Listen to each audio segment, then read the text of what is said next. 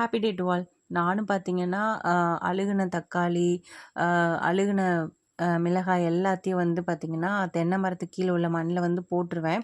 So ஏதாவது ஒரு செடி முளைச்சி வந்துடும், அப்படியே பார்க்க ஆசையாக இருக்கும்னு சொல்லிட்டு தக்காளி நிறையா வாட்டி ட்ரை பண்ணியிருக்கேன். ஆனால் ஒரு தடவை கூட வந்தது கிடையாது.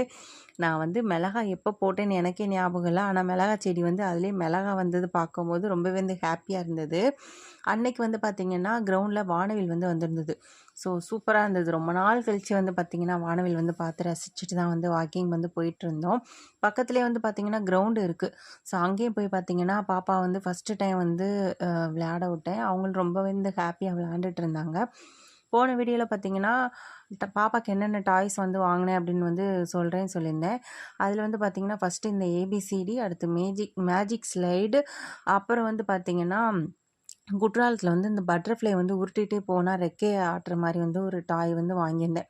இந்த மேஜிக் ஸ்லேயில் வந்து பார்த்திங்கன்னா மேக்ஸிமம் நாங்கள் தான் வந்து எழுதிட்டுருப்போம். முக்கியமாக நான் வந்து ஏதாவது ஒரு டிசைன் வந்து போட்டுகிட்டே தான் இருக்கேன். ஸோ பாப்பாவுக்கு வாங்கினேன்னா எனக்கு வாங்கினேன்னான்னு தெரியாத அளவுக்கு கன்ஃபியூஸாக நான் தான் வந்து மேக்ஸிமம் யூஸ் பண்ணிகிட்ருக்கிறேன். இந்த டாய் வந்து பார்த்திங்கன்னா நான் சின்ன பிள்ளையில் இதே குற்றாலத்தில் வந்து மிஸ் பண்ணிட்டு போன டாய். இப்போ என் பாப்பாவுக்கு வந்து நான் வாங்கி கொடுத்துருக்கேன். எனக்கு ரொம்பவே